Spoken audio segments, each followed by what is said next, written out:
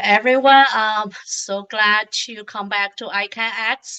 And this today was the first day of ICANX 2023. And this is Alice, the warm greetings from Beijing. And we are so happy, to have this year on this ICANX talks, have a big break, for almost 2 months the break. Then everyone come back to this stage. This will be a big celebrations for 2023 because 2023 we're going to have something new. Yeah, it's a year of science going around the world. We're going to have many scientists and from different countries, continentals to join this. We're going to have a new programs. Yeah, so today will be a big celebration and we will introduce all this in details and the panel discussion. And the opening, the first talk, yeah, we're going to have today is two super young stars. Yeah, they win the titles, Young Scientist Award last year, last December. So they are really superstars. And so we going to have their talks first. So for the big opening, of course, we need the big names to cheer. Paul, is your turn. Well, welcome back to ICANX in 2023. We have a very exciting program for you. And thank you so much to Alice and her team for putting this together starting back in April of 2020. It really got many of us through COVID and connected the whole world together. And so it's my pleasure to host today and to introduce our two star speakers. Our first speaker is Dr. Nako Nakatsuka from the Institute of Biomedical Engineering at ETH Zürich. Dr. Nakatsuka is a senior scientist at the Laboratory of Biosensors and Bioelectronics. We're particularly proud that she trained with two early ICANX lecturers, one of them was me, and led the way as the first PhD student in a new program here at UCLA. She now leads her own team focusing on interfacing aptamers with nanoscale electronic biosensors. She's been honored as a Technology Review 35 under 35 awardee. She won the Norma Stoddard Prize for Academic Excellence and Outstanding Citizenship for contributions in community outreach combined with her scientific achievements from Nobel laureate Professor Sir Fraser Stoddard, who's actually coming back next week to give that award again here. In addition to her science and outreach, she illustrated a children's book, A is for Atom, ABCs for Aspiring Chemists, and started and led a foundation devoted to helping those who are in bicycle accidents. We're looking forward to hearing what Nako's done in her independent lab now. And so, Dr. Nakatsuka, Nako, the floor is yours. Thank you so much, Paul. I'm now going to share my screen. Can everyone see my screen okay? Perfect. Perfect. So thank you so much, Paul. It feels really special to have you introduce me for this talk. And thank you so much to Alice and all the other organizers for this great honor. It's really nice to be able to kick off the ICANX talks today. And so let's really dive right into it. And so I wanted to motivate our research by talking about how nature designs small molecules in order to regulate a variety of biological processes. And even in pharmaceuticals, many drugs are small molecules. Therefore, there is an immense need to be able to monitor and to quantify these small molecules. But this is no easy task, especially in extremely complicated environments. Of course, the brain is the epitome of complexity, where you have so many mechanisms such as the billions of neurons that communicate in these confined environments. But if we break down neural communication into two pathways, we can really simplify it. The first is an electrical signal response from one neuron, which triggers the release of small molecules called neurotransmitters in a nanoscale gap called the synapse. And now these small molecules diffuse through this gap to bind to the receptors of the next neuron, and then this triggers the next action potential or electrical signal. But now if we zoom into these small molecules, you can probably see what the challenge is. Dopamine and norepinephrine are two extremely important neuromodulators. However, they only differ by a single hydroxyl group. And therefore, it's a really important challenge to be able to differentiate structurally similar neurochemicals inside the brain. And because of this challenge, many methods for electronic sensing has progressed significantly faster. Perhaps you've heard of Neuralink that is creating implantable electrodes inside of human brains. However, Neuralink and many other companies are solely focused on the electrical signaling, which we now know is only one part of the question. And therefore, we really want to measure the neurochemicals. But in order to do that, there are state-of-the-art methods, but I'll show you a bit of the shortcomings. For example, fast-scan cyclic voltammetry is a very powerful method where you can directly implant an electrode inside the brain of a mouse, for example. However, this relies on chemistry at the surface of the electrodes, where dopamine, for example, is oxidized, where the catechol groups are then created into these double bond O groups. And as I showed you before, there are so many structurally similar molecules like norepinephrine and L-DOPA that share this catechol moiety. And therefore, it's got this issue of selectivity that we have to try to overcome. An alternative method is microdialysis, where localized amounts of different neurotransmitters can be extracted from brain regions. And then this liquid goes through a semi-permeable membrane to collect the small molecules. However, then it has to be analyzed through a state-of-the-art analytical method such as mass spectrometry. But prior to that, the solution has to go through treatment and separation methods in order to really extract out the small molecules. Therefore, it's actually quite difficult to do real-time measurements, and while this method has been improving over the years, it still suffers from a lack of temporal resolution. And further, the sensitivity limit of the sensitivity of these mass spectrometry methods are often limited in the nanomolar regime, which, while adequate for many different applications, sometimes we need to sense lower concentrations. And so I hope that in my talk today, I'll be able to show you how we really try to tackle the selectivity, temporal resolution, and sensitivity limit with our new sensors. Regarding the selectivity, we try to fill this gap by using aptamers, which are single-stranded oligonucleotides that are designed to capture specific targets of interest. And the reason why aptamers can be selective is because they're designed through an artificial in vitro selection procedure called SELECT, where you start with a library of approximately 10 to the power of 14 DNA molecules, and then you can incubate your target of interest, let's say dopamine. And then you can see what sequences bind, and then what sequences are not bound can be removed. But now you can do a selectivity test directly in this cycle, where you can do counter selection, where you incubate large concentrations of the non-specific molecule, for example, norepinephrine. So now you can do the selectivity test within this cycle and then amplify the sequences that are selective for the future application. In order to attack the temporal resolution and the sensitivity limit, we can couple these DNA aptamers to affinity biosensors, where we can covalently modify the aptamers to a certain sensor material, and then when the molecule binds, the sensor can transduce this signal in a readable way. However, just combining the aptamers and the affinity biosensors is not enough, and especially this is a challenge for small molecules. The reason for this is the fact that we want to detect small molecules. And so even in an ideal environment like a buffer, the small molecule has limited charge and limited mass. And therefore, it's very difficult to transduce the signal unless you have a very good transducer at the surface. And what is more, I'm showing here an ideal environment. And if we want to really sense in a biological environment, it's complex.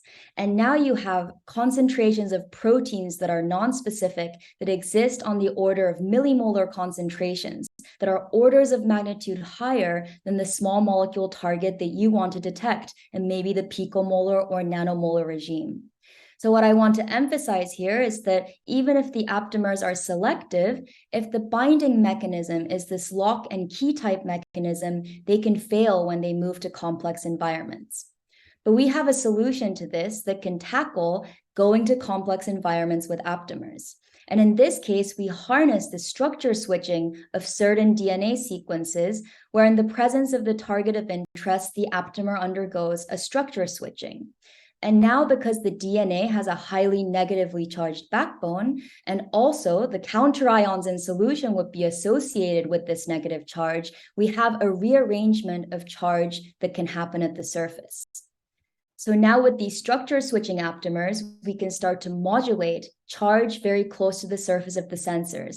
And I'll show you later on how we can really harness this to do complex measurements in complex fluids. But first, what I wanted to really touch upon is really characterizing these structure switching dynamics, because that's really important for us to be able to understand the mechanisms by which we are detecting. And so in the first part of my talk, I want to cover a few ways in which we can characterize aptamer conformational dynamics. Of course, I don't have the time to go into the full depth of this characterization, but I hope you can take away a little bit of the experimental and theoretical ways in which we can do this. Then I'll show you how we can integrate the knowledge that we got from this characterization to the surface of these field effect transistors in order to monitor small molecules. And finally, I'll conclude the talk today by showing you how we integrated these aptamers inside of nanopores to be able to really start to approach the spatial dimensions at which neurons communicate. So let's start off with the characterization.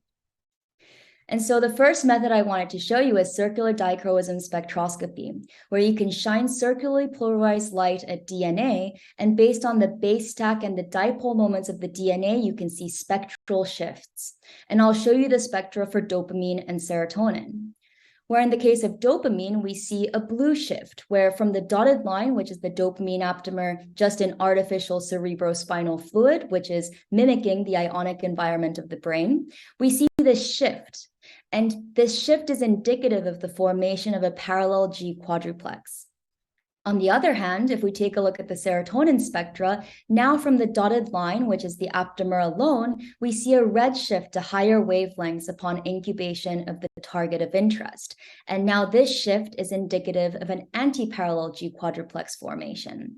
And so you can already see that for two DNA sequences targeting two structurally similar small molecule analytes, we see completely different structural rearrangements. And what I really like about circular dichroism is that it's a really great selectivity test. If you incubate the wrong molecules that are structurally similar with the dopamine aptamer, you really see that you don't see that blue shift in the spectra. And the same can be seen for the serotonin aptamer, where the spectra overlay really nicely if you have the wrong molecules. And what this shows us is that the structure switching is target dependent, and therefore we can really harness the structure switching for selective measurements. But circular dichroism is a solution-based measurement where the DNA is free in the solution. But of course, if we want to do measurements at the surface of affinity biosensors, the DNA has to be tethered. And so another way to really monitor the tethered aptamer structural dynamics is quartz crystal microbalance. And in this case, you have a quartz crystal that oscillates at a certain resonance frequency upon application of a voltage. And so by monitoring the frequency of the oscillation, you can start to see different dynamics at the surface. For example, the assembly of DNA that reduces the frequency of oscillation, and we can also see conformational changes. This is because in solution, there are a lot of water molecules that would associate with the very hydrophilic DNA backbone. Therefore, we can amplify the dynamics of the structure switching. And what I show here is the dopamine aptamer on the surface of a quartz chip. If we inject in a buffer or the non-specific molecules such as L-DOPA or norepinephrine, we see a minimal change in the frequency. However, upon injection of dopamine, we see a frequency increase of approximately 4 Hertz, and this is indicative of a compression of the layer. If you go back to the buffer, this is a reversible reaction because, of course, aptamer target binding is a reversible process governed by thermodynamics. Now we show the QCM response for the serotonin aptamer. And now you can see that it behaves in the opposite direction, where the frequency decreases upon serotonin incubation. And this shows that there's an elongation of the backbone upon target capture. And here we do a parallel measurement with a control DNA. And for these aptamers, you can really design a nice control because we retain the same number and type of nucleotides as the specific aptamer, but we scramble the order. And therefore, it has the same chemical signature as the specific sequence. And you can see that there is minimal change in the response in this case. And so now we can take this shift in the frequency and we can convert it to a change in the height by doing mathematical modeling. And so here I can now show you that the dopamine aptamer compresses by approximately 0.7 nanometers, while the serotonin aptamer elongates by about 1 nanometer. But of course, these measurements are ensemble measurements, meaning that the entire monolayer of DNA on the surface of the quartz crystal is undergoing these structure switching dynamics. And so the surface density, for example, is a really important parameter. And it's really important to also see what single molecules may be doing in these environments. Therefore, through a fantastic new collaboration, we have been conducting molecular dynamics simulations to really corroborate these structure switching dynamics from a theoretical perspective. You can see that the dopamine aptamer folds, it compresses as we predicted in the quartz crystal microbalance, while the serotonin aptamer elongates. And further, we can see the binding pocket of where these molecules intercalate inside of the DNA. And what is more, in these simulations, we can really restrict the 5' end of the molecule to really mimic the tethering of the DNA at the surface of the sensors. And so I hope that in this first section, I was able to show you a little bit both experimental and theoretical methods by which we can characterize the structure switching. And now let's move on to where I show you how we can really integrate these aptamers on the surface of field effect transistors in order to start to detect small molecules. And so the way in which a transistor works is that you have source and drain metallic electrodes that are connected by a semiconducting channel. And when you have a solution gate, a silver chloride reference electrode, you apply a voltage and that is manifested as an electric field at the surface of the semiconductor. But what I really want you to take away from this is that field effect transistors are extremely sensitive to surface charge rearrangements at the surface of the semiconductor. And so we can modulate that based on the aptamer structure switching. Field effect transistors are very powerful techniques. However, they have had this limitation of the Debye length, where the Debye length or the effective screening length is correlated to the ionic strength of the solution. And if you look at physiological biological systems with the buffer strength of 1x, you can see that the Debye length is less than a nanometer. And what this means is that you can only really see the effective binding within a nanometer from the surface. And that's why to date, there have been many literature that has diluted the buffer strength by 10-fold or 100-fold in order to expand the sensing regime. But of course, if you want to be able to do these measurements in a biological environment, you can't just dilute the buffer. So in our case, if we have the aptamer now undergo a conformational rearrangement, we can really transduce this structure switching within or near the Debye limitation. And further, what's really exciting is that we can harness this effect when we go to the complex environment, because now the non-specific binding of these protein molecules happen further than that limited length. So this protein layer that is inevitable if you go to complex environments will form above the monolayer of DNA that is assembled on the semiconductor, but the small molecules can continue to diffuse through this protein layer, and therefore detection is possible. Now I show the raw data of the dopamine aptamer integrated on the field effect transistor, and these measurements are again done in artificial cerebrospinal fluid. And you can see that from the dotted blue line, there is a decrease in the current response with increasing amounts of dopamine, and this is actually reversed when we look at the serotonin aptamer.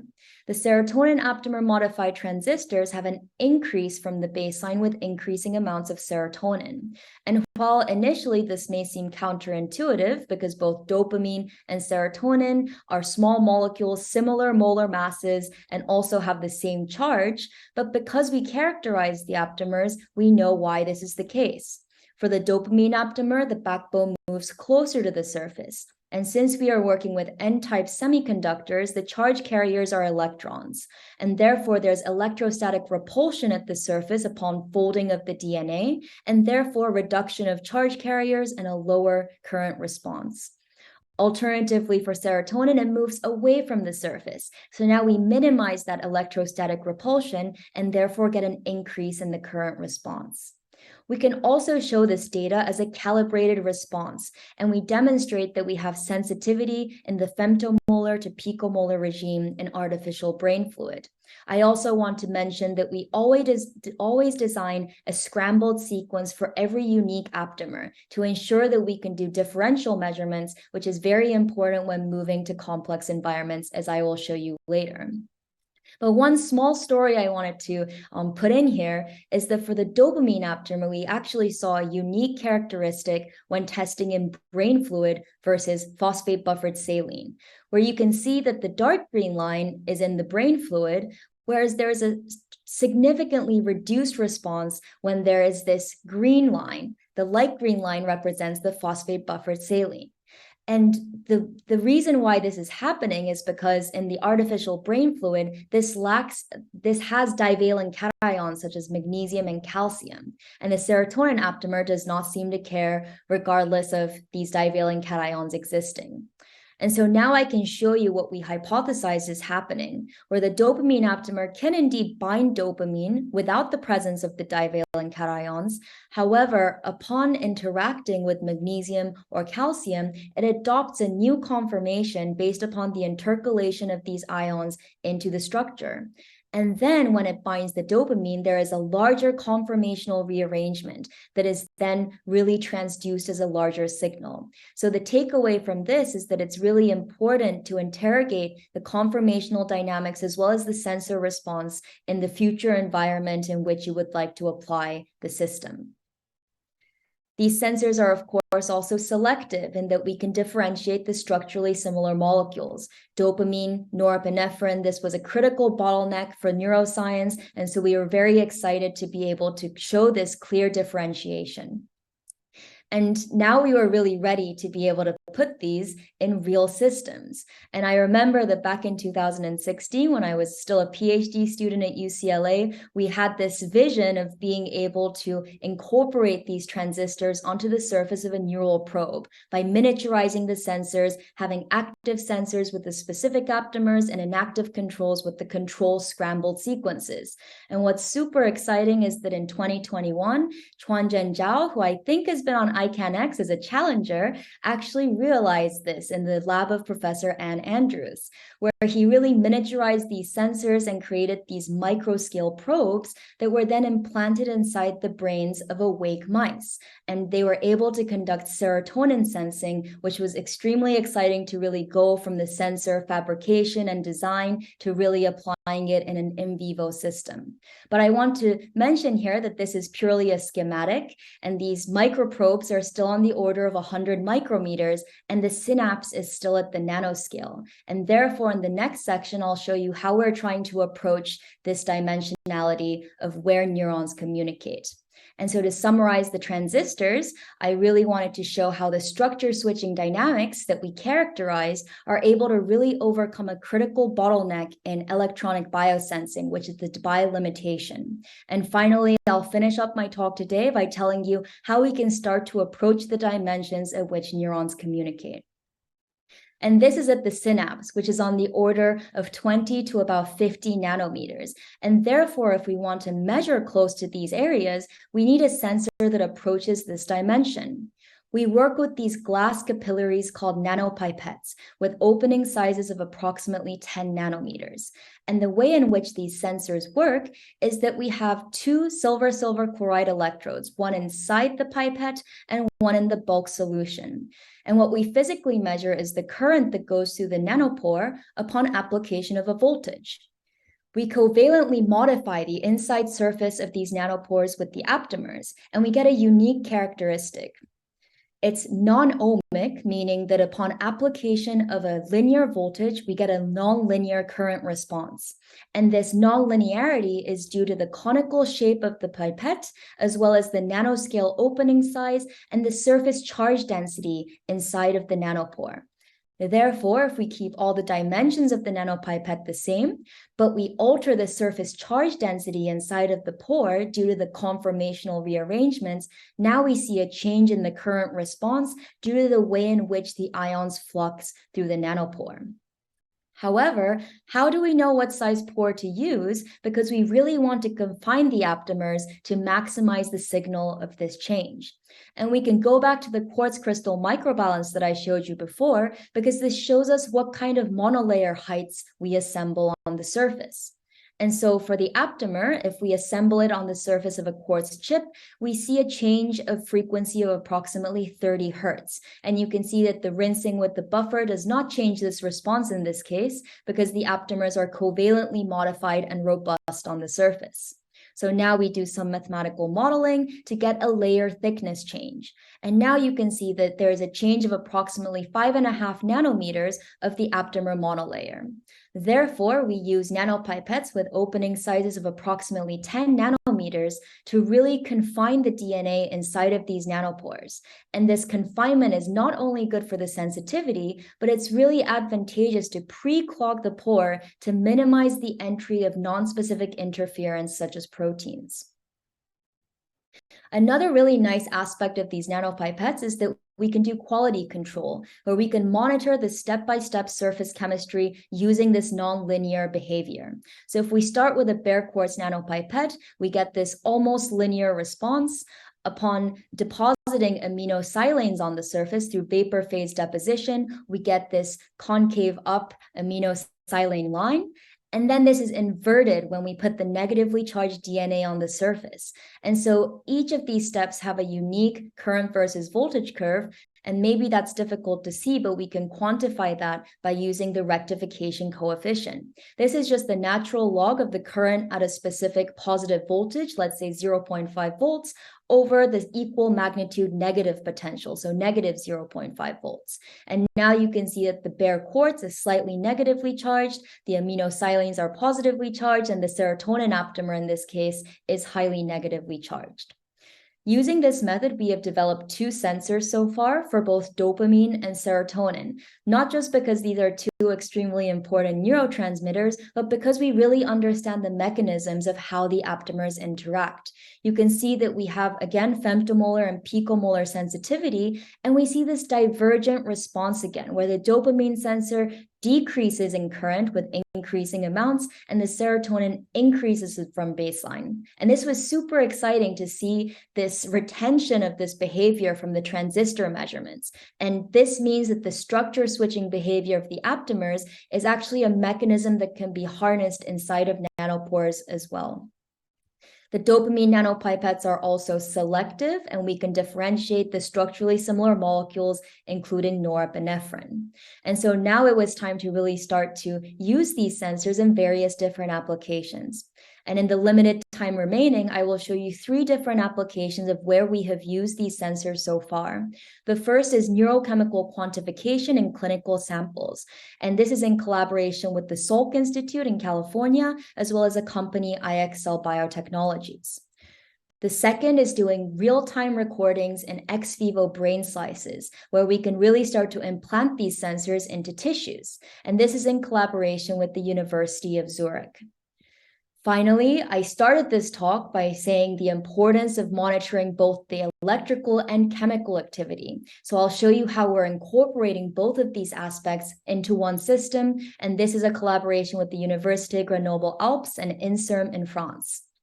So let's start with the neurochemical quantification. When we first developed the serotonin sensor with the nanopipettes, we really wanted to demonstrate that we could directly measure in complex environments. But serotonergic neurons exist as less than 1% of your total neurons, and they exist in the deep brainstem, so they're highly inaccessible. However, we collaborated with the Salk Institute that developed serotonergic neurons from human skin cells or fibroblasts through induced pluripotent stem cell technologies. And this was such a wonderful collaboration because they wanted to demonstrate that their serotonergic neurons function as natural neurons, and therefore they were using ELISA to be able to quantify the amount of serotonin release. And this uses an antibody sandwich assay. However, it did not have the adequate sensitivity to be able to detect the amount of serotonin that was being released. And therefore, during the COVID lockdown, we received these media collected and frozen from either serotonergic neuron samples or a negative control in which astrocytes were grown, and these do not release serotonin. And in this highly simplified diagram of how the serotonergic system works, serotonin is released from one neuron and then bound to the receptors of the next neuron, or it is reuptaken by a serotonin transporter protein. We can modulate this, for example, with high salt, potassium chloride, which induces neuron depolarization and releases all the reserves of the neurotransmitters into the extracellular space.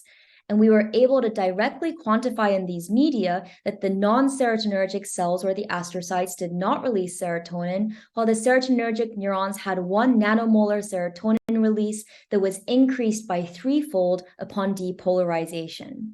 We could further modulate the system using a drug, citalopram, that is an antidepressant that blocks the serotonin reuptake by binding to the transporter protein.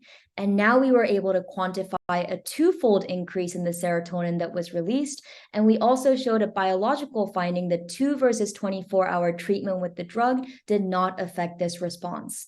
And due to this successful experiment, we now also quantify the amount of dopamine and serotonin that is released from the IXL biotechnology stem cell-derived neurons. And so now we move on to the real-time recordings and ex vivo brain slices, where in this case, the translatability of the nanopipettes is the fact that they can directly be implemented with patch clamp methodologies that exist in many neuroscience labs. And so here we have a dopamine and a control sensor in close proximity to a stimulator that stimulates the release of dopamine electrically. And here it's really important to have a control sensor to ensure that the signals that we see is solely due to dopamine and not due to ionic changes in the medium. And after the four-train current stimulation, you can see that there is this characteristic decrease in the dopamine sensor while the control sensor remains stable. And the dopamine sensor has this increasing baseline, which is not a drift. It's because after the burst event of the dopamine release, all of this is run in solution that is in flow in order to keep the brain slice healthy. And therefore, the dopamine is washed away, we go back to baseline, and the sensor is ready to detect dopamine again. We were able to show with statistical significance in multiple different brain slices in animals that the dopamine sensor detects dopamine versus the control sensor in the cortex. And so it was really nice to show that we can really implant these sensors in tissue without clogging for longer-term measurements. And this led us to really this collaboration where we can start to combine the electrical and chemical measurements. And in Grenoble, they are able to culture these embryonic tissues on the surface of microelectrode arrays, which are electrodes that can monitor the electrical activity. And they want to start to correlate this electrophysiology that is going from the midbrain all the way down to the spinal cord with serotonin flux. And therefore, we are integrating serotonin and control sensors in different regions of this embryonic tissue to correlate the electronic and chemical signaling events simultaneously. And this really has insights into how development happens in embryos. And so it's really exciting to start to combine these different modalities. And while I showed you here that we can directly translate our nanopipettes to patch clamp setups, we can also translate them to other scanning probe methods, such as scanning ion conductance microscopy. So we really want to start to harness this nanoscale resolution to map neurochemical release from neurons. And so I hope that in the future, when I give another talk, that you will be able to hear a little bit about what we're doing in this area. But now I wanted to just conclude that these aptamer modified nanopipettes can enable small molecule quantification, not just in these buffer media, but also in complex media, as well as in tissue samples. And now to conclude my talk, I really wanted to emphasize that starting with the fundamental understanding of the aptamer target recognition mission is really important to develop new analytical biosensors that work in real-world environments. And we're tackling neuroscience from various different aspects, such as the in vivo measurements that is still being conducted at UCLA in my prior PhD lab, but also in these in vitro and ex vivo systems, we can start to really harness the spatial resolution of these sensors.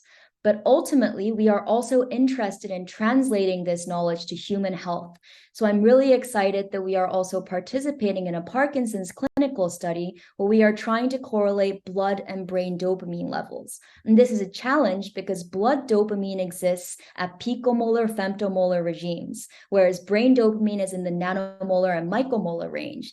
And therefore, we have sensors that have the adequate sensitivity, and we hope to be able to start to provide management tools and treatment strategies for patients with Parkinson's disease. And so with that, I have a lot of people to acknowledge that make this work possible. Of course, I'd like to thank my supervisors from my PhD, Anne and Paul at UCLA, who taught me a lot about the researcher that I am today. I also want to thank the team at the ETH Zürich in the Laboratory of Biosensors and Bioelectronics, led by Professor János Forrós, and then some PhD students that I am supervising, who are also making this chemical biosensing team really exciting, the international collaborators that make this possible, as well as the bachelor and master students I've had the honor of supervising for all of these different projects. I'd like to thank the funding sources, ETH Zürich and the Graphene Flagship, and ICANX. Thank you very much for this opportunity to share my research with you. Now I'm very happy to take any questions later during the discussion. Thank you very much. Thank you so much, Nako. What a terrific talk. It's great to catch up on all you've done since we last saw you. Excuse me. We will have a series of questions both from the panel and from the audience out in the world beyond. It's now my pleasure to bring up our second speaker of the day, Professor Quanyin Hu of the School of Pharmacy at the University of Wisconsin-Madison. So Dr. Hu is an assistant professor at the School of Pharmacy at Madison. He currently serves as an associate editor of the Journal of Nanobiotechnology and Young Star editor for Nanoresearch. Like Dr. Nakatsuka, Dr. Hu's been recognized with an ICANX Young Scientist Award, as well as the BMES CMB Rising Star Junior Faculty, Journal of Nanobiotechnology Rising Star, 2022 Badger Challenge Scholar, Emerging Investigator in the Journal of Materials Chemistry B, and the Medivivor Foundation Early Career Investigator Award. And so, Professor Hu, the floor is yours. Thank you so much for joining us. Yeah, thank you so much for the nice introduction, Paul. So I'm going to share my screen. Can all you see my screen now? It's still in presenter mode. Yeah, so. There you go, perfect. Yep. Okay, yeah, thank you so much for the nice introduction, Paul. So it's my great honor to share our research on this great platform. So my topic today is about therapeutics. So how to engineer cells for cancer immunotherapy. So as introduced, I'm Quanyin Hu. I'm currently assistant professor in the School of Pharmacy at UW-Madison. So cell mimicking and engineering is currently trending in the biomedical engineering area. So generally speaking, there are currently two ways to do the cell mimicking and engineering. One is to use the synthetic approach to mimic the physical chemical properties as well as the behavior, partial behavior or functionalities of the cells. And another way is using the engineering methods, including biological engineering and chemical engineering methods to engineer the cells, either as the therapeutics or as the drug delivery system. For example, you can conjugate or loading the therapeutics on the surface of the cells as well as inside the cells to let the cell engineer cells to take the drugs to the disease site. And also you can use the genetic engineering approach such as CRISPR to editing these cells as the therapeutic cell. And also you can play with the cell-derived particles and as well as use the synthetic biology approach to engineer cells to secrete cargoes. So my lab at UW-Madison, we're focusing on using virus engineer methods to engineer cells, either as the therapeutics or as the drug delivery system. So as I just said, we are focusing on engineered cells for various biomedical applications. So currently there are two topics ongoing in my lab. So one is engineering cells as therapeutics. So in this topic, we are focusing on different cell bioengineering strategies, such as synthetic biology, such as genetic engineering approach to engineer endogenous cells or exogenous cells as the therapeutic for disease treatment. And the second topic here is engineering cells as the drug delivery system. So here we are mainly focusing on chemical engineering methods to load the drug on the surface by taking advantage of these expressed chemical groups on the cell surface to conjugate these drugs, biomolecules, or even nanoparticles on the surface of cells to take advantage of the inherent interaction between the cells and the disease side to let the cells to bring the drug, shuttle the drug to the desired disease site. So today I'll give a glimpse of the research ongoing in my lab by showing you several examples in each of these topics. So the first topic is engineering the cells as the therapeutics. So here the major cells we are focusing on is the macrophage. So, the disease target is the brain tumor. So first I'll give you a brief background about the disease target, the brain tumor. So the brain tumor currently is really global burden. It's a very deadly cancer disease. So here show you the worldwide distribution of the brain tumor. And here are some statistics about the brain tumor. So taking the United States as the example, currently there are over 700,000 cases in the United States. And in the past year, over 88,000 new case diagnoses, and also over 18,000 Americans die from the brain tumor. And the overall average 5-year survival rate is around 30%. And also, notably, brain tumor is the second most common cancers diagnosed in children right after the leukemia. So from all these statistics, you can see that the brain tumor is really global burden right now. And one particular type of the brain tumor called glioma, which accounts for 30% of all brain tumors, and the average 5-year survival rate is only 7%. So this is a very aggressive format of the brain tumor. And currently for the glioma, the major treatment options in the clinic, including chemotherapeutics, radiotherapeutics, their radiotherapy and the surgery, but they are still significant challenges for these first line treatment options. So for example, for the chemotherapeutics, these chemotherapeutic molecules is hard to penetrate blood-brain barriers. So even they can get into the brain, their associated toxicity against the normal brain tissue will significantly inhibit the application of these chemotherapeutics. And also for the radiotherapy, this hypophytic glioma area is not sensitive to this treatment. So the surgery remains the major treatment options for the glioma. But due to the aggressiveness, these glioma cells can infiltrate into the surrounding normal brain tumors, and the surgeon cannot differentiate the normal neurons from the glioma tissue. So which means the surgeon cannot completely remove the glioma tissue, which causes the glioma recurrence.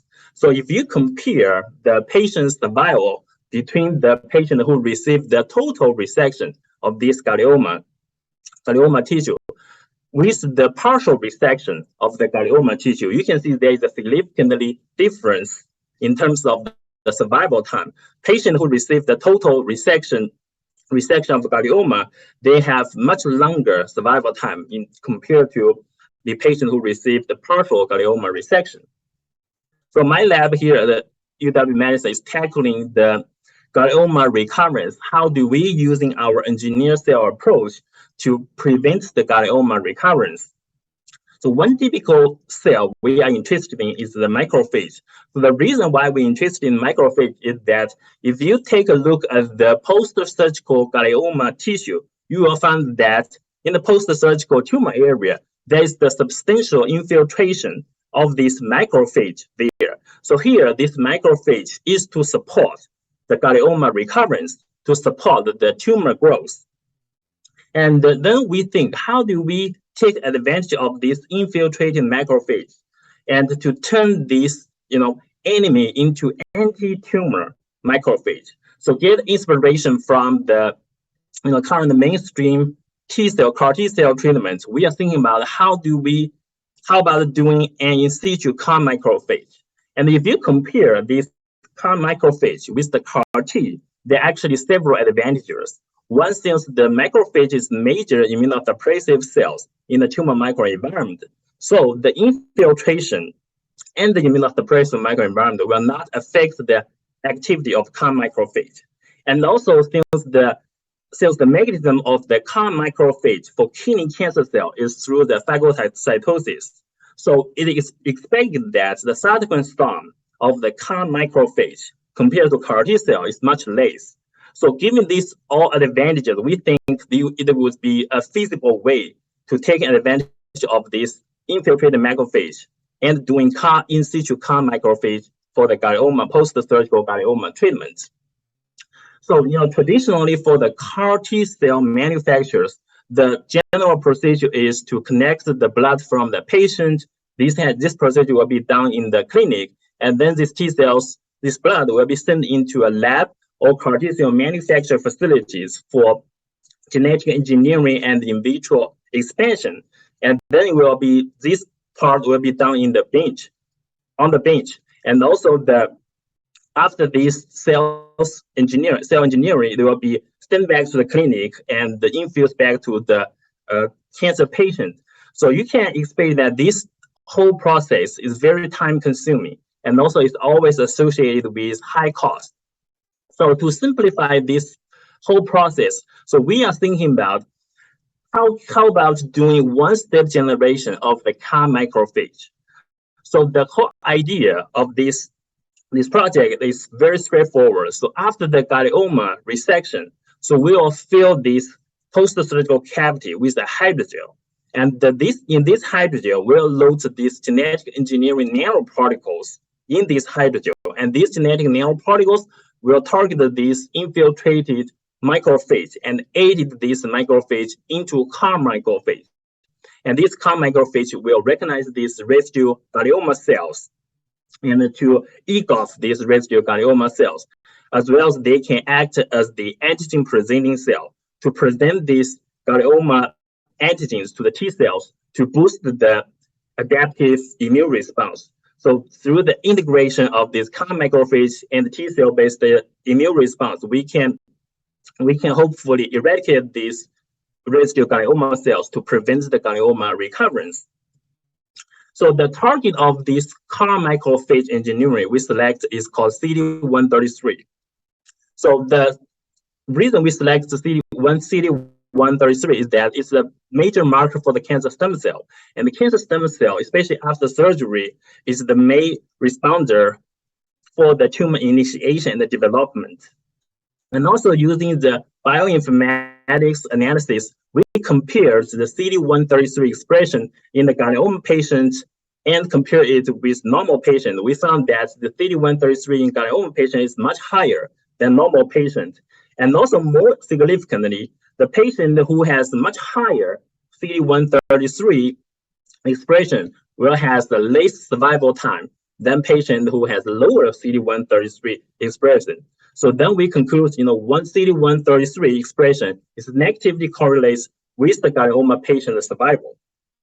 So here is the diagram to show how do we construct this drug delivery system for the CAR macrophage engineering. So here is a brief diagram to show you that the nanoparticle we have prepared, and then we loaded this CAR engineered plasmid on these nanoparticles to modify this nanoparticle with a dextrin, with a modified dextrin, which can target to the macrophage. And also in this nanoparticle, we load this CAR design, and this is the transmission electronic microscope to show you the morphology of nanoparticles and the SEM image to show you these hydrogels.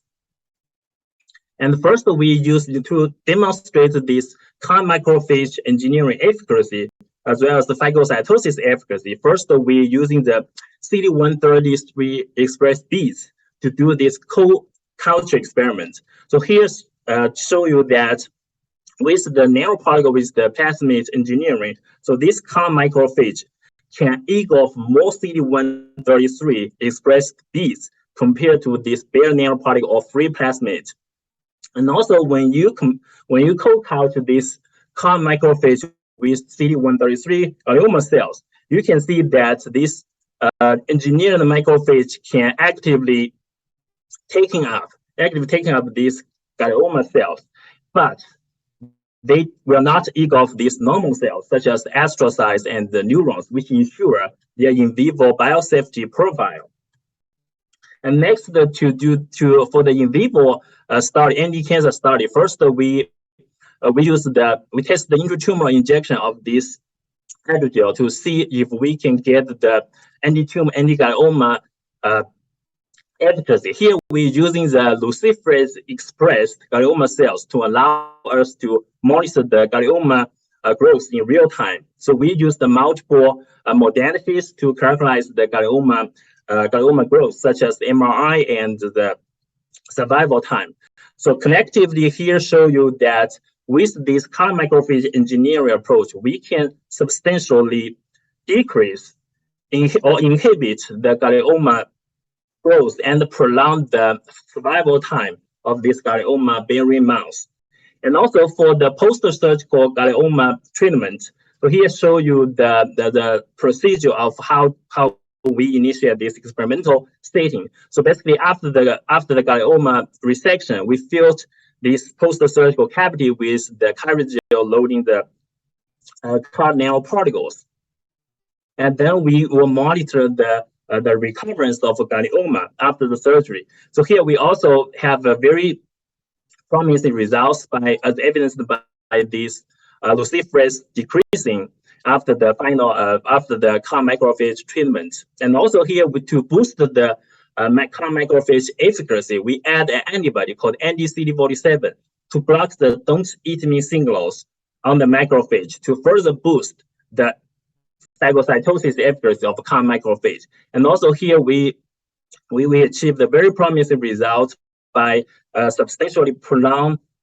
the survival time of this post-surgical glioma-bearing mouse. And also we demonstrated that after this CAR microphage, there will be substantial increase of the infiltrated CD8 T cells as well as the anti-tumor macrophage percentage in the post-surgical environment. And locally, we also tested the clinical relevance of our CAR microphage engineer approach by using the patient-derived xenograft humanized mouse model. So basically, we connect the glioma tissue from the patient and implant this glioma tissue into the humanized mouse. So here, using the bioluminescence intensity experiment, characterization experiment, to show you that after treating with the CAR microphage, this post-surgical glioma growth are significantly inhibited, and the survival time can be prolonged. So here, the first example show you is how do we engineer these endogenous macrophage as the therapeutics to treat the post-surgical glioma. And also the second ongoing research topic in my lab is engineering cells as the drug delivery system. So one particular cell we're interested in is the platelet. So first, a brief background about the platelet. So platelet is a major blood cells with a normal lifespan about 7 to 10 days.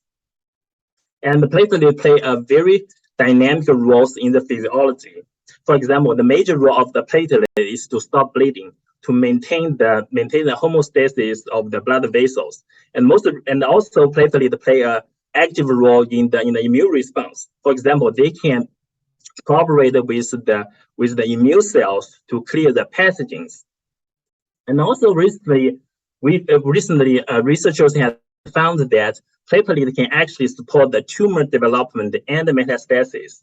So basically, when the tumor metastasis initiates, so these circulating tumor cells shedding from the primary tumor site, they entering into the bloodstream and the platelet will aggregate on the surface of these circulating tumor cells to help these circulating tumor cells survive in the bloodstream by protecting them from the attack of the immune cells, as well as protect them from the high shear force in the bloodstream, and help them to migrate to the distant organ sites to develop the new tumor tissue.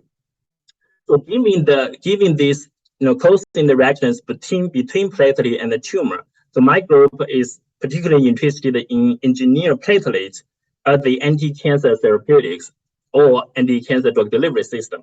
So currently they are trending to use the platelet as the drug delivery system. The reason why platelet is so popular is that first, the platelet as the endogenous cells, they have a very low immunogenicity, and also based on the interaction between platelet and the tumor cell, there is the potential targeting capability of the platelet for the anti-cancer therapy. And also, by taking advantage of this cooperation between platelet and the immune cells, it has the immune functionalities. And among all these features of the platelet, so we are particularly interested in one feature, is the platelet activation. So this is the morphology of the resting platelet. And once the platelet is stimulated by the environmental stimuli, so the platelet can actually change the morphologies. And in the meantime, there will be substantial platelet-derived microparticle release. And if you have the drug on the surface, so during this platelet activation process, it can generate this therapeutic conjugate platelet microparticles. So this can serve as the delivery vehicles for the deep tumor penetration or the more close interaction with the target cells. So back to my PhD studies, so we have developed platelet surface conjugate with immune checkpoint inhibitor by taking advantage of the inherent warmth targeting property of the platelet for the post-surgical anti-cancer therapies. And in the post-surgical side, there's the inflammatory environment which can activate this platelet to generate all these immune checkpoint inhibitor conjugate platelet-derived microparticles to block the PD-1 and the PD-L1 pathways to reactivate the immune cells, such as T cells, to kill the residue tumor cells for preventing post-surgical tumor recurrence. So in my independent lab, we also interested in further advance of this platelet-based immune checkpoint inhibitor delivery system, but this time we targeted on the macrophage. We targeted on modulate the post-surgical tumor microenvironment.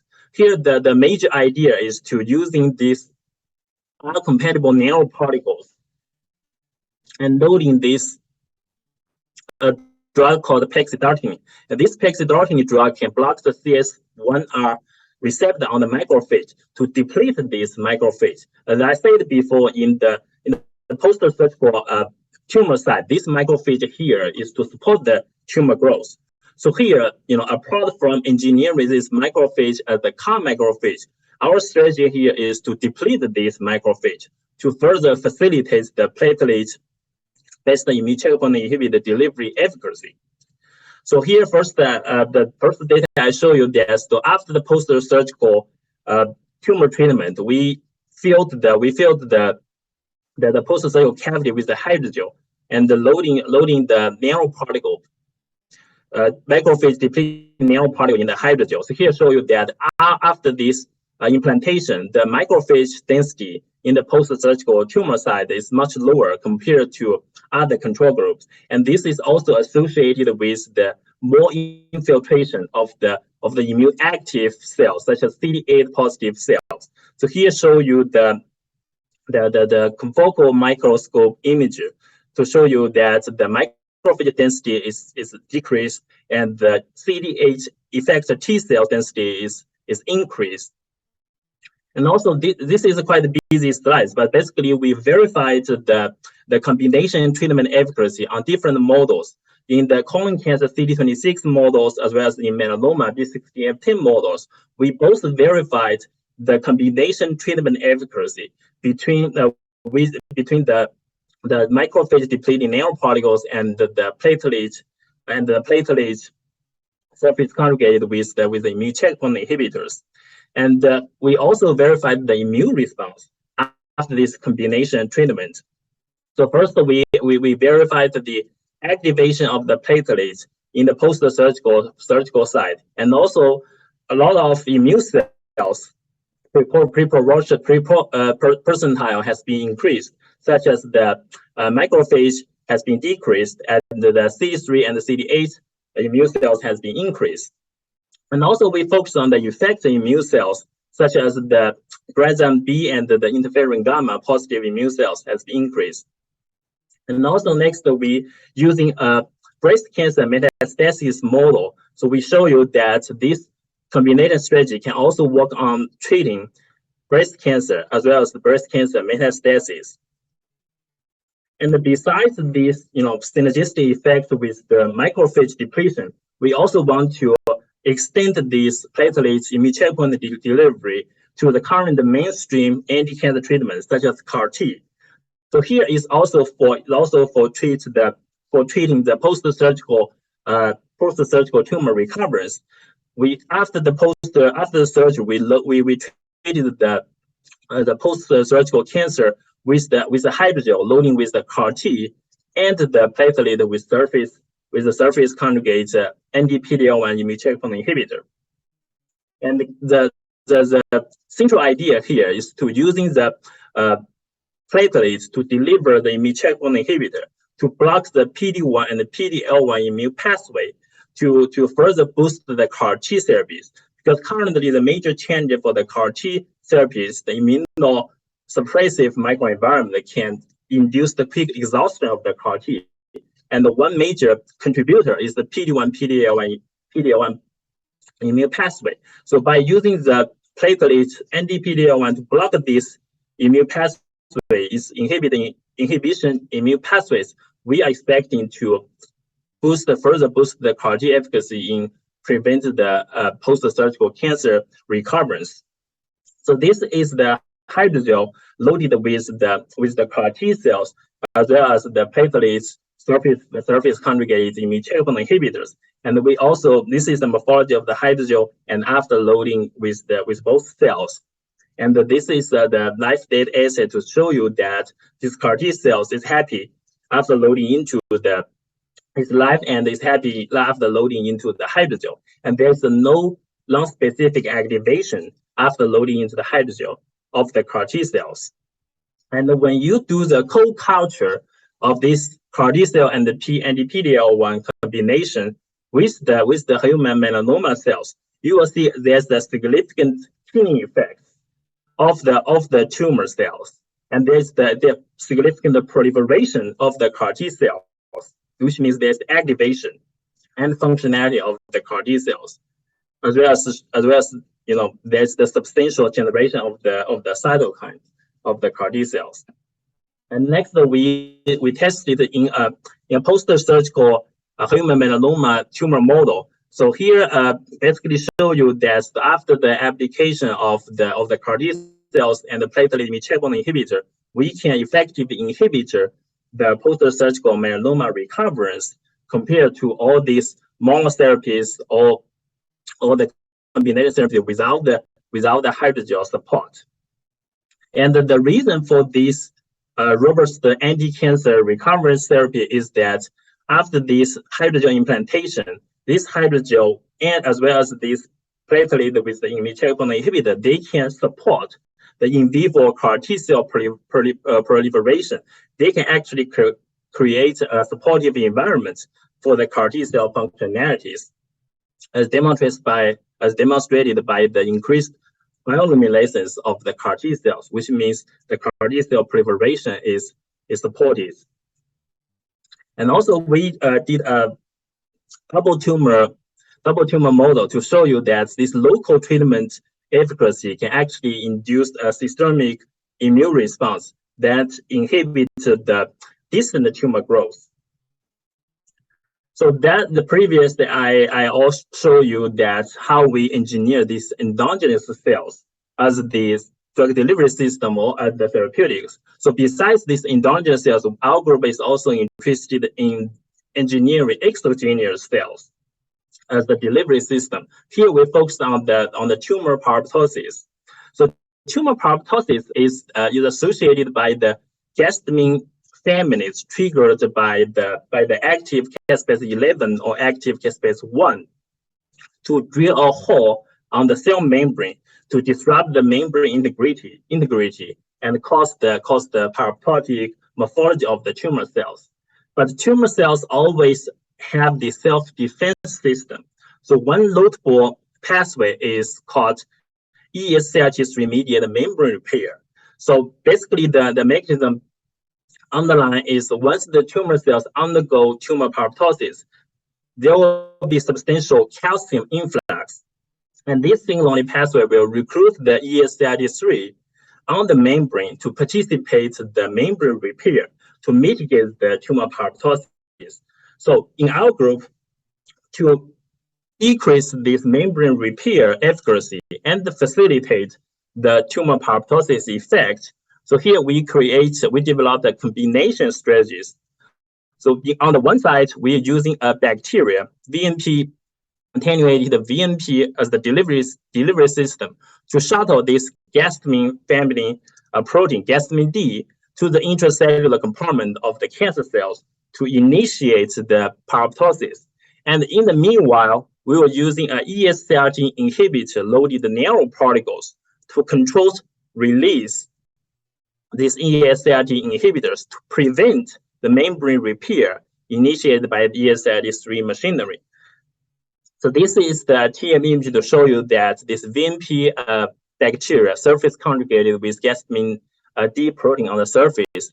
And after application of the VMP gastamine D combination and the ESCRT inhibitors, we can see there is the substantial tumor apoptosis after this co-culture, and also there's the activation of the apoptotic signaling pathway after the cancer cell treated with the VMP, gastamine D, and the ESCRT inhibitors. So here, this beautiful image is to substantiate that after the addition of the ESCRT inhibitors, all these ESCRT proteins labeled with red fluorescence are restricted inside of the cancer cell. But without the ESCRT inhibitors, this ESCRT machinery protein can participate on the membrane repair to generate all these microvesicles to help the membrane repair to mitigate the tumor apoptotic effects. To adapt this technology for different application scenarios. So here we developed two different formulations for different applications. One for the primary tumor or the tumor metastasis, we create injectable hydrogels, which can be peritumorally injected into the tumor site. And also for these inoperable tumors, we developed a lyophilized cell patch, which can be surgically implanted. So here we demonstrate this injectable hydrogel efficacy on the 41 primary and metastatic breast cancer model. So the conclusion here is that after the application of this ESCRT inhibition and the apoptosis induction, they can significantly inhibit the tumor growth as well as the metastatic. We also combined these apoptotic effects with the immune checkpoint inhibitor. We do see there is the boosted effects in terms of anti-cancer efficacy. And for the application scenario in the inoperable cancer, such as ovarian cancer, we created this lyophilized cell patch, which can be implanted after surgery. And this, here in this inoperable tumor model, we also substantiate that there's the increased efficacy in preventing this tumor growth and prolong the tumor bearing mice, the survival time of the tumor bearing mouse. So here is the quick summary of my talk. So hopefully I have shown you that microphage can serve as a great target for the CAR engineering, especially for the post-surgical cancer treatment, and also multiple cells, including endogenous cells and exogenous cells, can be engineered as the delivery system to minimize the immunogenicity and enhance the treatment efficacy. So, in our group, we do believe that cell engineering has a future in the precision medicines, and we will continue to dedicate our efforts to further advance this field. So, with that, I would like to thank all my previous and current mentors, all my lab members, and the wonderful collaborators, as well as the fountains of support. So, thank you so much for your attention. Great, Quanyin. Yeah, that's super, exciting talks. I think, you're adding, something, new, exciting, from a young scientist, defense. So just 1 or 2 months, I'm glad to see all this. Yeah, proud of you. And hope we can have more discussions during the panel discussion. And this year, as I say that, it's very exciting. We have, this was the 3rd year for ICANX, and also this was more exciting. We're going to have many, many countries because we named this year as a year of science going around the world. We aim to host more than 1,000 scientists from more than 100 countries and regions. We want to really connecting the world and universe by science and boosting science into each corner of the earth and nursing, the future scientists for the world. So we want to, this year, we especially, we kick out by these young scientist sessions. We really want to deliver our message. We want to, put more efforts to promoting young scientists, especially, in many undeveloped place. And so we decided to, in addition to this world famous ICANX talks every Friday, we're going to, have another new sessions with the youth talks just for the young scientists every Tuesday. So this was the calendar for this year of Friday's talk. So you see that really famous scientists from many different fields and areas will jump in and deliver talks this year. This was the first week until the end of this year. So follow this calendar, you can listen to many, many talks, talks, young scientists, advanced, technologies. So as I say that this year, we're going to promote young scientists from all over the world. So yeah, we especially, set up this new session for young scientists shaping the future is a youth talks. So the youth talks will be every Tuesday. The same time is 8 p.m. in Beijing. So we will have scientists from everywhere. Yeah, especially young scientists from a different place. So this will have 2 kind of sessions. One is for the English program worldwide. We were invited Professor Deep. Deep, are you there? Yeah. So yeah, we'll have Deep from the University of Pennsylvania to chair this English program. I hope later during panel discussion you can introduce about what's your plan to invite the young scientists worldwide to join us. Okay, and we will have youth talks. Also, we have a Chinese program every 2 weeks. 1 week English, another week is Chinese.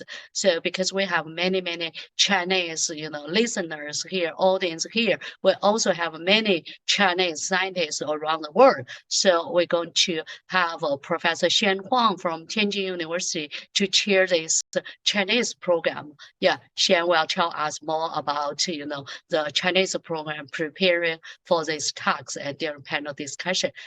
So yeah, we directly go to the panel discussion. We have everyone here, and I think we can start from Deep. You ready to share, your ideas for the youth talks in English? Yeah, sure. Well, thank you, Alice, and the ICANX organizing team for thinking of me and giving me this chance to organize. So I completely agree with Alice that the youth talks would be very beneficial. I think over the past couple of years, what we have seen during the pandemic in particular, that a lot of senior scientists, well-known scientists, were well highlighted, and people around the world got to know their research in various different fields. But the younger scientists, in particular, suffered a lot during the pandemic. And so, getting a chance to highlight them, their achievements, is I think a very exciting thing to do, and a good thing to do. And so, my plan is, or our plan is, to assemble a series of talks for youths. And so, these English talks will be every other week. So you can expect 2 talks a month, right? And what we are currently planning is to either have scientific themes or regional themes, or a combination of the both moving forward. Scientific themes could, of course, be centered around, for example, picking a topic or an area like semiconductors or biotechnology or biomaterials or soft electronics, or there could be many other areas, but these are some of the areas we're thinking of, where 2 young scientists present on that topic, and then we could have other 2 scientists involved in panel discussion during those days or during the talk sessions. In terms of regional themes, what we are thinking of doing is highlighting young scientists from specific regions of the world that have traditionally not been strongly highlighted by ICANX talks. So in particular, for example, if you look at South Asia, India is one of those regions which has a giant pool of scientific talent, and it's growing pretty rapidly. Similarly, the Middle Eastern part of the world, Turkey, Lebanon, and many other regions over there. Some Africa has been historically lower represented. So I think this would be a great opportunity to bring a lot of young scientists from Africa to talk. Latin America and South America would be another regions, and also nations in Europe which are doing extremely well scientifically, but because of rather smaller communities, they don't come into as much prominence as say Germany or France or England. Like, for example, Scandinavian countries, there is also very exciting science going on over there. So our goal would be to have regional themes as well as scientific themes and fill out the calendar. It will take us a couple of weeks to do that, but eventually we'll get there and the whole calendar will be announced. Thank you. Wow, how exciting! Paul should be very proud of this. Yeah, Deep was the winner, the year before, at 2021, the Young Scientist Award awardees. Yeah, now it's already a super leader. Yeah. So Shen, can you share us about your ideas how to prepare for the Chinese part? Okay. It is a great honor to be the chair to host the Chinese section for the Juice Talk. For me, the Juice Talk is actually I'm quite familiar with its previous format, because Juice Talk is actually an upgrade and a new season for a very successful programs that was broadcast live every Tuesday last 2 years. It was named 破茧者 in Chinese and all cocoon breakers in English. The previous program invite young science researchers in China to talk about their experience and share the story doing their own research. So these programs actually has become a very useful content for graduate students in China who are expecting to learn outside the campus and outside the classroom. At least for my own laboratory, most of my students has listened to this program, has gained a lot of experience from the speakers from these programs. So this year's programs is named Juice Talk. I will be responsible for inviting the Chinese researchers all over the world to share the opinion about specific topics, and also share their research programs on these topics. Actually, I would like to take this opportunity to invite more and more Chinese scientists that can all over the world to attend this talk and share their opinion in their own research areas. And actually in China, we have formed a committee with 11 professors from different universities. Each of us will organize the juice talk and be responsible for inviting different scientists from different research areas to discuss particular topics. So also our Chinese section will, the first juice talk that will be given in Chinese will be hosted on February 21st.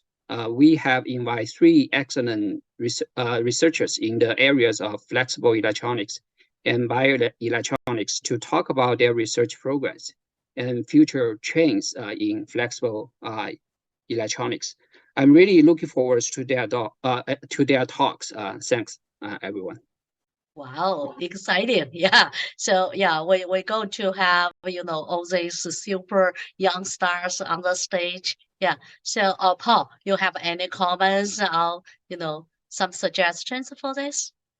We're really looking forward to the expansion of the ICANX talks, both around the world and across experience. I think everyone in the audience learned a lot from seeing people as they're going through their training and starting their early careers. So yeah, thank you both to Sean and Deep for putting all this together.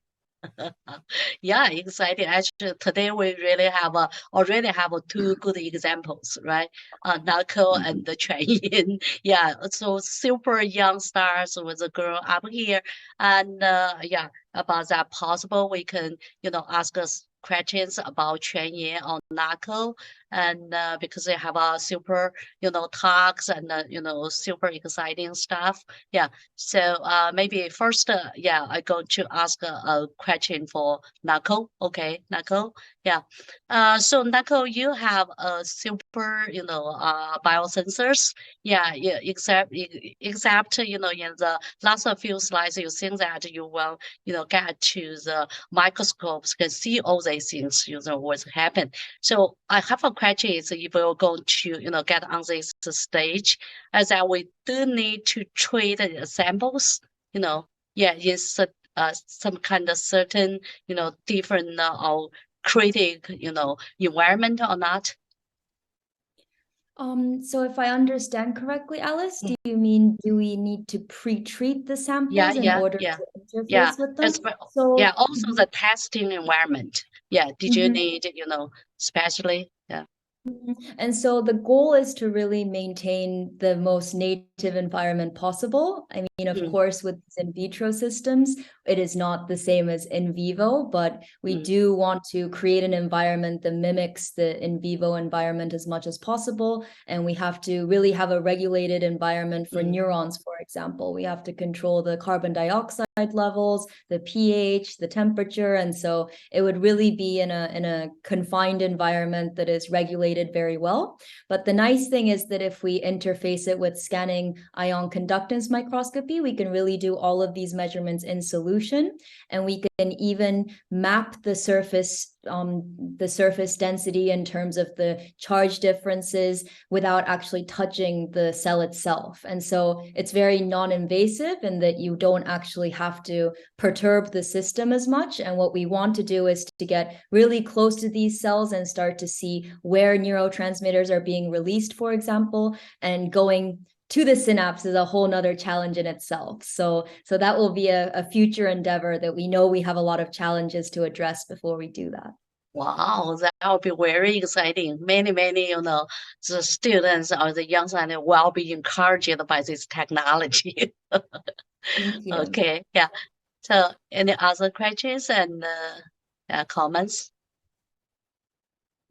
Actually, I'll ask one from Nako. You started to develop more, we lost somebody there, more information about the Aptamer configurations, and I'm wondering how far you think we are from predictive capabilities.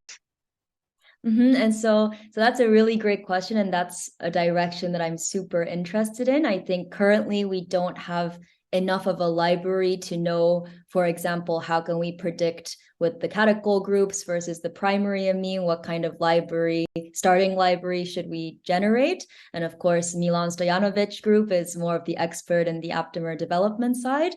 But what we really want to do is, because we now have an array of ways to characterize, for example, the theoretical method seems to really match what we are seeing with the experimental methods. We also do solution NMR as well as some crystallography to really try to get more information in addition to what I showed today. And so if we can start to do predictive structural rearrangements based on molecular dynamics simulations, that's a much faster way to screen through different structure versus sequence dependencies. So we're hoping to go in that direction. Very good.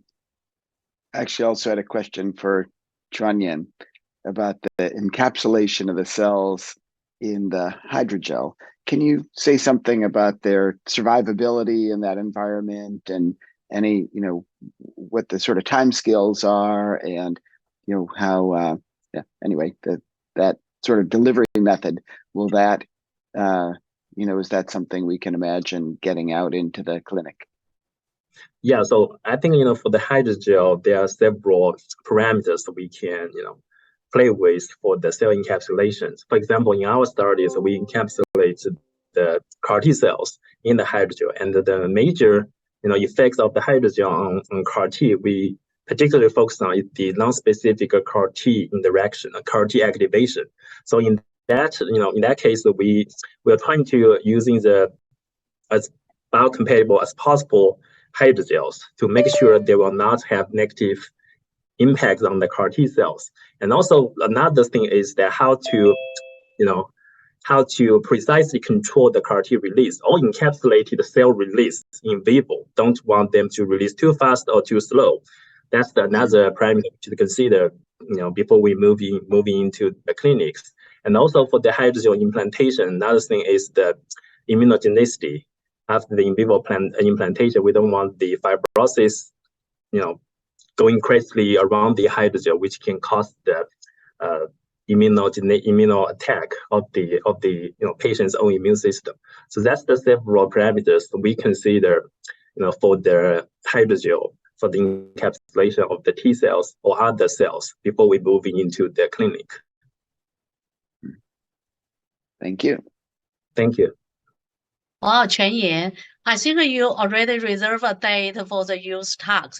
Yeah. So could you tell us something what you're going to organize?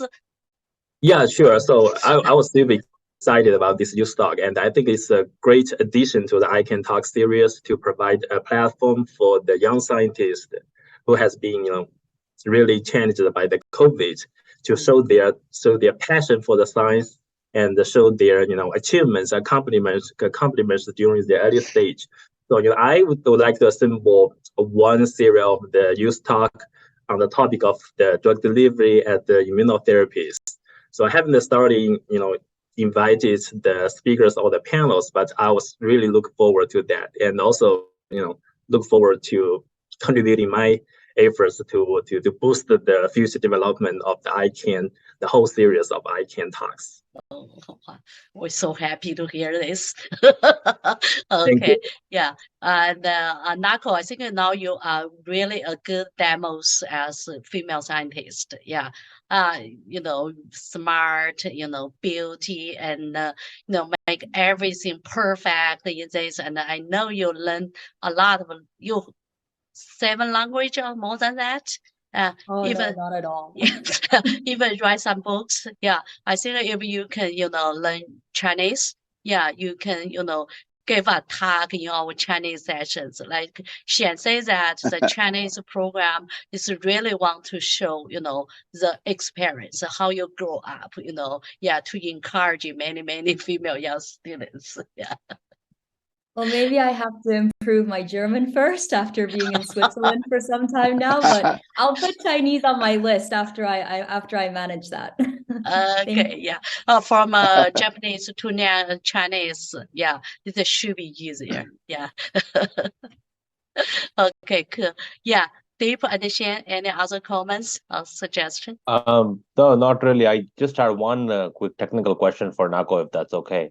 I think I missed a little bit on the semiconductor that you're using in the field effect sensor. Is it an oxide semiconductor? Is that Yes, it's indium oxide that was used. right? And so my understanding is that it is somewhat of a wide band gap, about 3 electron volts or something. So the real question was, does the band gap have an influence on the sensitivity? And moving forward in the future, as you want to improve the modalities of the sensing, would other types of oxide-based but different band gaps of semiconductors make have any changes in terms of the sensor sensitivity or the chemistry that you want to do on the surface?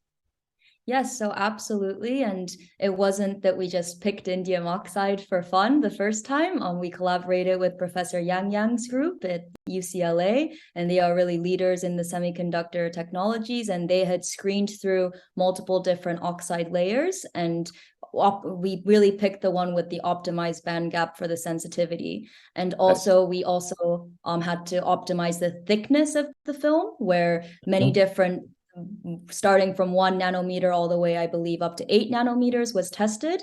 The optimal thickness was 4 nanometers, so that we do have a conformal layer without too many islands, but that it's as thin as possible to really confine the surface charge rearrangements. And so while this was not in the area that I was not fabricating the devices, but I think that from the group that really specialized in this, they really optimized the semiconducting layer for that. Great, thank you. Thank you. Shan. Yeah, so I have a technical question for Nako as well, because I also work with aptamers, since you mentioned that you have already pushed the device into the implantable situation. And so my question is, sometimes it's very difficult to refresh the surface or reduce the surface of the aptamer after it bound with certain kind of biomolecules. So since you have conduct research in plant, so my question is, how are you going to renew the surface after it bound with the biomolecules? Mm-hmm. So thank you for that question, Sean. I think that that's a really important aspect, especially for the real-time monitoring, to be able to release the molecule that's bound. This was actually a really big challenge for us, especially with the nanopore sensors, because once the target is bound inside the pore, it has a higher probability of rebinding to other aptamers rather than be taken back out to the bulk solution. And so now we do have a protocol by applying certain voltage pulses, because the dopamine and serotonin molecules are positively charged, we can flush them out by applying potentials. Of course, this is not possible if you have a neutral molecule, so we would have to come up with a different strategy. And so when measurements are conducted in flow, the resettability is much faster and easier. And of course, at lower concentrations, the resettability is also faster because you don't have so much saturation of the binding sites. And so we do have a way to reset the charged molecule sensors currently, and we're strategizing ways in the future to be able to do some kind of reset protocol for neutral molecules as well. Okay, thank you. Wow, cool.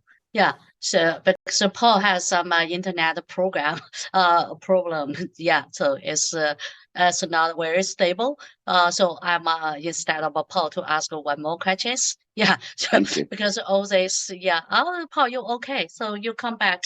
It flips in and out. You go ahead and ask the question, please. Thanks. Okay, yeah. So it's failing. because I'm at Paul home. and me, we are always, discuss. We promote young scientists as so we started this youth talk. So, we start this young scientist awards and all these things. But yeah, it's all from the senior scientists, right? Yeah, Paul as a superstar, so I'm a senior scientist. We're thinking, we can do something for you.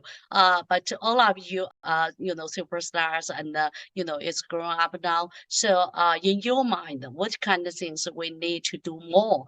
Which one, will be more important for the young scientist? Yeah. So I think because now, like Quanyin, as a rising star, what kind of things you want, we can do it for you more. Thank you, Thank you, Alice, for these great questions. I think you have already done so much for the young scientists. I really appreciate your effort in promoting all these, all these platforms, all these efforts to show off the achievements of the young scientists. For me, I think I started my lab in the middle of COVID, so the last 2 years is very challenging, very tough for for junior faculty who started his lab or his or her lab. I think pretty sure the Nako has the same feeling with me. So I think the one way to promote the young scientists is to create a platform to present their research and to promote their research, to create opportunities for them to be able to communicate the science with their peers, to get recognition from the like senior scientists or senior professors, all their peers. So that's pretty important. I think creating a platform for the young scientists to be able to show and present their research. That's the most important for me to promote my research as well as to help my peers. And the second thing is to create a supportive environment for the junior scientists. That's for many aspects. For example, in the publication labels or the grant review labels, how to create a supportive environment. For example, regular recognition the changes in the last 2 years in terms of productivity, right? So that's another thing I think is super important to help a young scientist to be able to do something in their early career. So that's the two things I think is pretty important for the young scientist, for the whole whole society, whole research community to help the young scientists. Yeah. Okay, I already write down. Thank you. Okay. Yeah, Nako. Yeah, for female young scientists, maybe need more. Yeah, thank you so much, Alice. And of course, I agree with most of the things that were already said by Quanyin. I really like what also Deep mentioned about really going to different places around the world and really giving a voice to people from different continents, different places, because I think that if it's maybe too localized in the United States and China, we are missing out on a lot of other young students who need some exposure. And I think maybe based on what Quanyin said, maybe a flash talk where students really give not a 30-minute talk, but even like a 5-minute pitch of the work that they're doing so that they can really get feedback from others, see other students who are working in similar areas in a thematic way would, first of all, I think doing these pitch talks is really hard, but something that all of us need to practice at a younger stage. And so I think that would give an opportunity for a lot of different students from around the world to share their research on this ICANX platform. And I'm really looking forward to where this goes in 2023. And again, thank you so much for what you're doing, because I think that it is sometimes daunting to go to the conferences with all of the senior scientists. And it's really nice to have a platform that gives young scientists an opportunity to share their research and to have these discussions. I think that's very important. Okay, yeah. Well, I think we really need to put more efforts, right? Yeah. Cool. Okay. Yeah. Time fly. Today we really have a great platform, a great kickoff for this opening.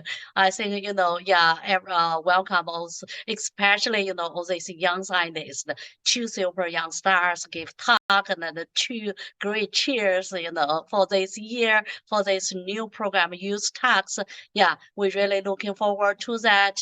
Yeah. Now, let me, take this opportunity, to mark here the youth talks every Tuesday, and the ICANX talks is every Friday.